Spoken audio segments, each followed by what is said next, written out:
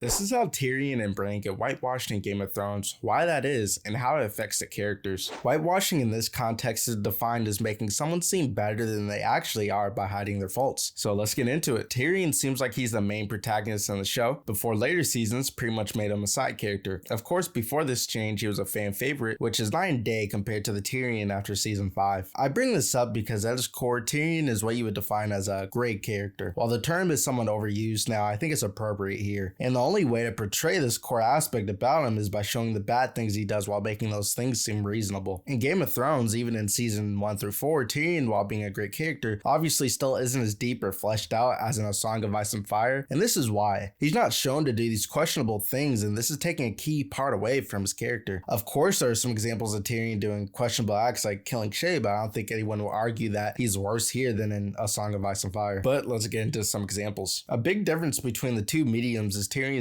general hatred and bitterness towards the world. Most likely in a bid to gain control, he tries his best to strike fear into people that are below him. So, mostly sex workers. This is after Tyrion is found guilty for Joffrey's death, much like in the show. In Game of Thrones, Tyrion has his moments of being depressed, vengeful, and so on, but after meeting Dany, this fades away, and this is pretty much when he becomes a side character. In the books, the opposite happens, and he only seems to get more bitter. The only thing that changes within him is that now he wants to live, but mostly just for revenge. Take this line from the book as well. So it goes without saying that this paints him as a pretty vengeful person. We can see the showrunners taking an obvious turn away from this side of the character when in the same prostitution scene, Tyrion is shown not raping or threatening her. He's actually pretty friendly, but ironically this makes his character infinitely more boring. Game of Thrones also simplifies Tyrion's relationship with women. Peter Dinklage is good looking. It's pretty plausible that he could court women, and that's never really shown as a problem for him. But that's not like A Song of Ice and Fire where Tyrion has a very complex relationship with women. In the books, Tyrion thinks that no one can really love him,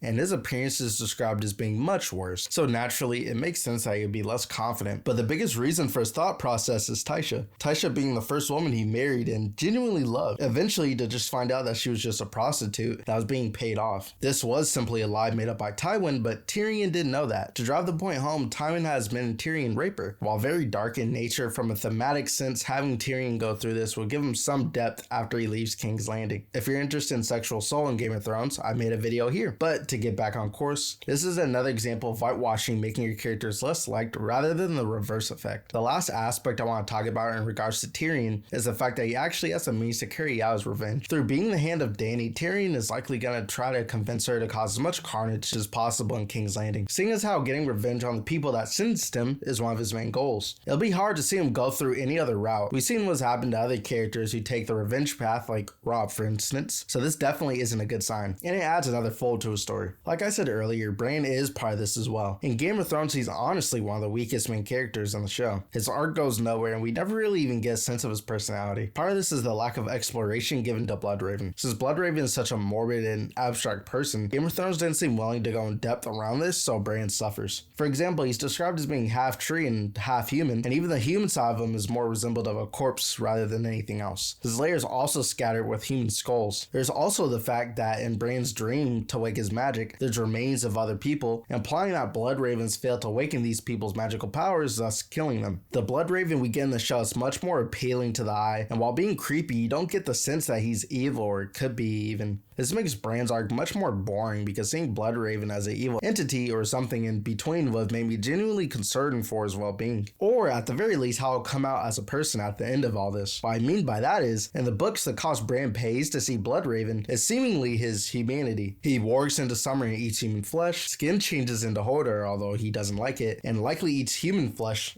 while not warging via cold hands. All of this isn't present in the show and seems to be a form of whitewashing to make the content more digestible to a general audience. The one thing they keep is Bran warging into Hodor, but they don't explore the psychological distress this causes him, so it never seems creepy or intrusive like it should be. And even in Game of Thrones, Bran comes out as a completely different person anyway, but it seems limp and unrewarding because there's no build-up. I wouldn't be surprised if the books went fully in this direction, but will most likely actually be fully explored. While all these topics are disturbing, they're pretty interesting and go further to illustrate the greatness of Bran's character. You have to remember that when he starts his journey to get to Bloodraven, he's only around 7 to 8 years old. He doesn't really have a point of reference to go off of when considering what's right and wrong, and having all that power while not having guidance can be pretty destructive. At its core, I think this is why later seasons of Game of Thrones fall so flat. For Bran, this darkness is really what makes his character interesting. If you take that away, you get what we saw in season 8. The best thing they showed in later seasons was how Hodor became mentally handicapped in the first place, and the reason why is because it's a morbid and abstract concept. This can be applied to Tyrion as well, since the only motivation he really has after he leaves King's Landing is his edginess, essentially. But you contrast the horrible things he does and wants to do with the fact that it's somewhat understandable due to his circumstances, and you get a pretty interesting character. This is why once you strip away that darkness, he becomes a side character with no motivations like in season 8. While I understand that some aspects of a genre have to be dialed back to translate it to TV, if character quality suffers this much, then you probably just shouldn't make the show at all. For the last section of this video, I want to get into media's conceptions of what a protagonist can or should be, at least in regards to more common media like in TV. Even in Game of Thrones seasons 1 through 4, the main protagonists really aren't gray. Dany, Jon Snow, Ned, Tyrion, even Jaime aren't gray characters. Jaime's the closest to this, but only because he's a Lannister. He personally doesn't do anything bad except kill Aerys, which was completely justified. Except rape Cersei in season 4, but this doesn't really make sense for him to do in the first place.